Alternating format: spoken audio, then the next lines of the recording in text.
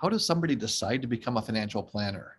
On today's episode of Friends Talk Financial Planning, Bridget and I will share our stories about getting into this business. Hi, I'm John Scherer, and I run a fee-only financial planning practice in Middleton, Wisconsin. And I'm Bridget Sullivan Mermel, and I've got a fee-only financial planning practice in Chicago, Illinois.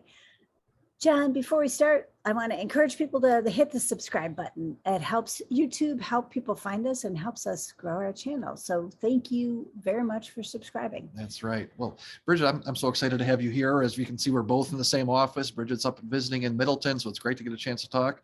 I thought this was a great opportunity to talk about why we got into this business. And I don't know the whole story about how you got to be a fee-only financial planner. So tell me what happened. How did it go for you? Well, I've been interested in personal finance since a young age. I used to watch Wall Street Week with my mom. I used to talk to my dad about stocks. He used to be in a stock club. They would figure out investments together. I was kind of fascinated by that. They'd all come over every 6 months or so, take over the family room, play some poker, and I guess they figured out some stocks by too.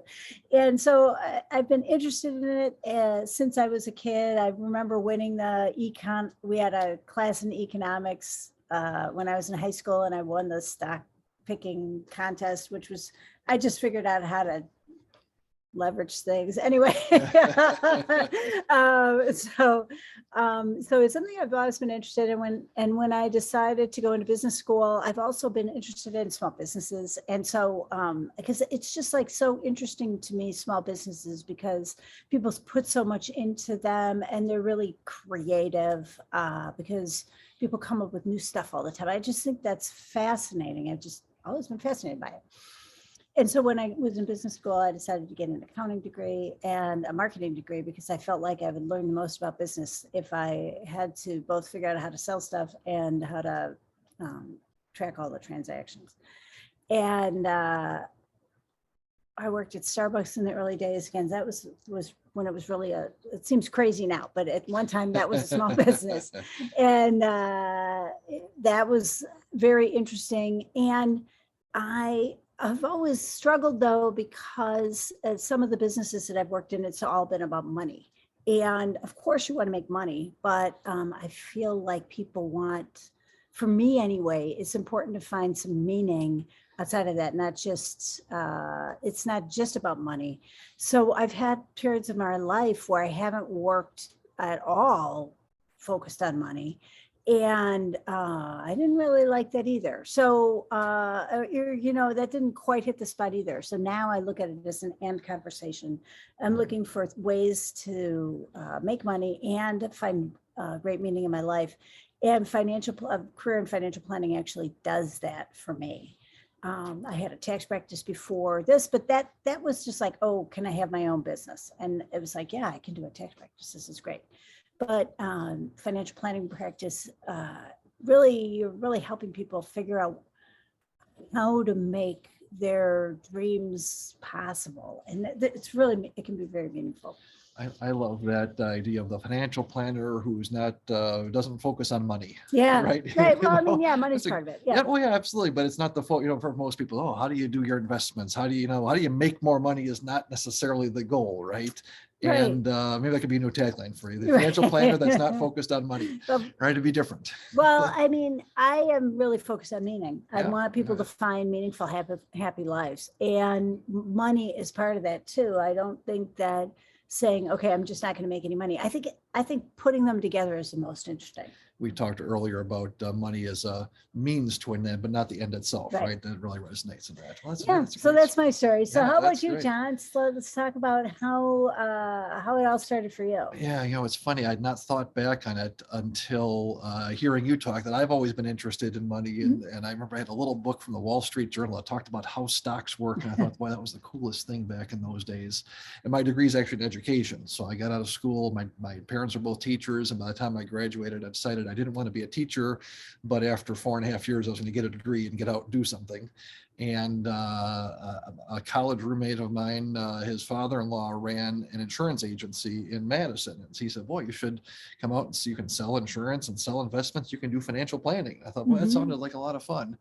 And I quickly figured out that selling investments and insurance was not financial planning, but Right. I sort of liked the idea of things. And so as I was trying to figure out, since I wasn't going to be an insurance salesman, what I wanted to do, I came across actually Burt Whitehead, who's started the Alliance of Comprehensive Planners that Bridget and I are both members of.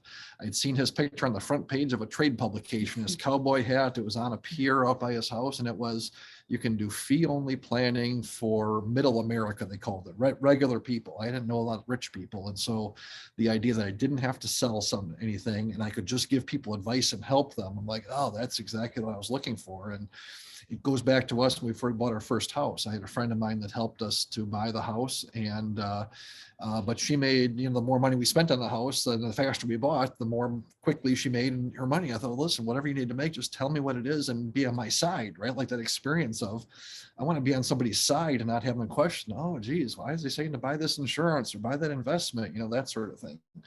So that's how I got into it. Was I've always been interested and had this opportunity to see, geez, we actually give people advice. You don't have to sell things. And Right. I go back far enough that I remember talking with other people in the advisory world and saying I was doing fee only. They said, well, yeah, but what do you sell? I said, well, nothing, my advice. Well, yeah, but how do you get paid? I'm like, I charge people for my advice. Like, but yeah, but what do you sell? That just did not compute. And so that's my story. Yeah, I know it's in the financial world, the actual financial planners, a lot of people are actually not financial planners. They're really trying to just help you with your investments or really sell life insurance. You say, oh, I want to make plans. Well, that must involve life insurance. Yeah. And I remember when I started out in financial planning, talking to somebody who was an estate attorney, and he's like, well, how can you stop yourself from taking these huge commissions on life insurance? And he's like, you could make $50,000 on one. I'm like, well, first of all, I don't know at all that is true. But I was like, well, but that's not what I want to do. Yeah. Right, I don't want to try to sell somebody a life insurance that just, it's just not what I want to do. And when I was had a tax practice, some CPAs, again, they sell life insurance, they sell annuities. And I'm not going to say that's never the right thing to do, but that's not the approach I wanted to take. I wanted to sell my advice and then tell people what I really thought. Yeah, that's one of the things I tell people now when they look to hire us, is that you might question the recommendations. Gee, should I buy this insurance or make that investment? But I don't want them to question the motives. Like, oh, Right. Of course he's recommending more insurance or more of this invest. Like, to have that independence is really valuable for me as I thought of my experiences. And so that's why I try to deliver to clients. So those are our stories. Yeah. Hopefully seeing behind the scenes of how two people got into the business is of some interest. And as we wrap things up, I'll just remind people to subscribe, and also that Bridget and I mentioned the Alliance of Comprehensive Planners, acplanners.org. If you're looking for somebody to give you holistic, comprehensive, tax-focused advice, check out acplanners.org to find an advisor in your area. With that, till next time.